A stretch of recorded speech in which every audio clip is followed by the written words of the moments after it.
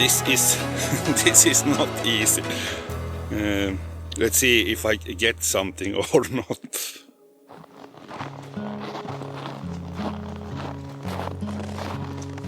I'm out in the forest next to my home and will try to filming squirrels and birds out here.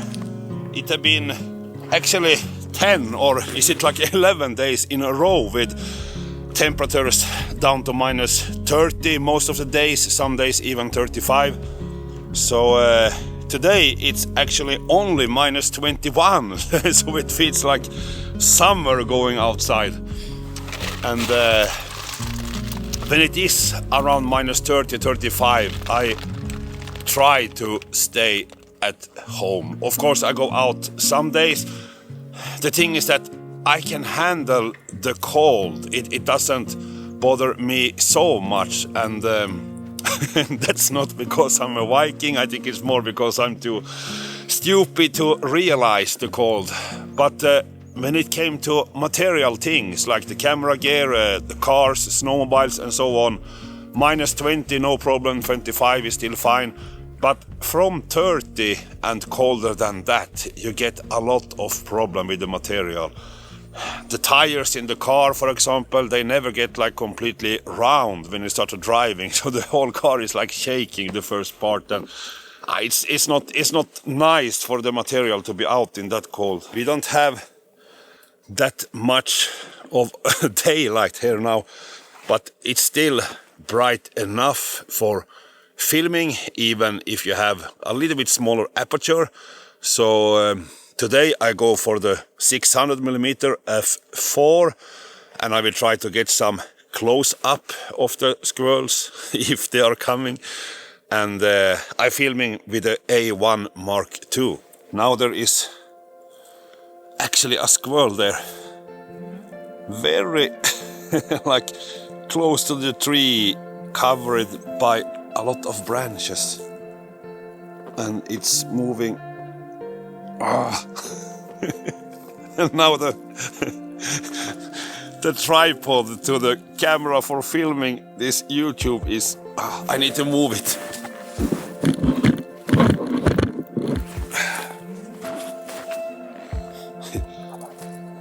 Good things with squirrels is that they are not that shy. Even if I'm speaking here, they don't run away.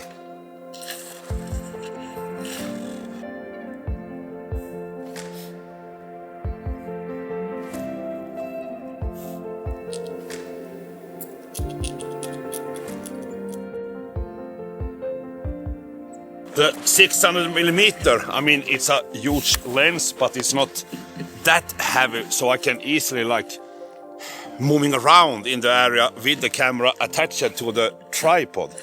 And if you want to move yourself a lot, you need to take the legs in, and then I can really recommend some of Series tripods with a rapid system, because when you're moving, even if you are not in a hurry, you can walk in slowly, but when you see something, it's really important that it's super fast to put everything up. With a rapid system, it's just one screw and the legs are fully extended. Now there is actually 3 squirrels here at the same time. I have a feeder box over there, so the squirrels are running from the trees around here to the box, and they pick up some nuts and going back to the trees. Now I have put myself in a quite low position. I will try to get some videos of the squirrels when they are running on the ground, but it's actually super hard, because when you are low, you want to be that low so you are almost in eye level with the squirrels, because if you are low but still need to point the lens down, it doesn't get the way I want to have it. And when I'm this low, the hard thing is that the ground is of course not plain. It's hills and ups and downs everywhere, and it's really hard to get the squirrels when they're running so fast and they get covered with the snow just behind the hill, so you lose the focus and so on. So let's see if if I will get something. When I'm making videos of animals like now, I always go for the highest bitrate. So I'm shooting in all intra in 4K 60 frames per second, and of course you need to have a huge memory card for that, but still I'm mostly shooting like 10 seconds, 30 seconds, maybe a minute sometimes, but mostly it's many short sequences, so it's not a big deal with the file size. One important thing in this kind of light is the white balance. And in snowy weather like this, it's 100% cloudy, so it's a little bit like dim, like a little bit like blue hour light. I always go for 6000 to 6500. And it's not super important to have that exactly correct. The most important thing is that you have the same white balance on all videos. So around 6000 something.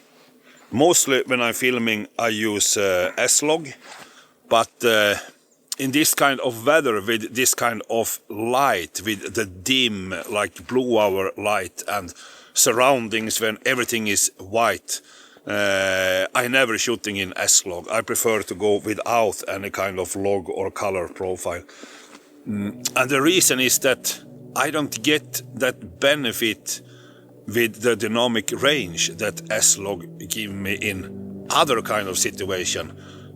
Because the light now is already really flat, so I don't have any really hard highlights or really black shadows. So if I'm shooting without color profile and I have the correct white balance, it's almost done already there. I just need to adjust the highlights and the shadows a little bit, and maybe some fine adjustments in the color tones.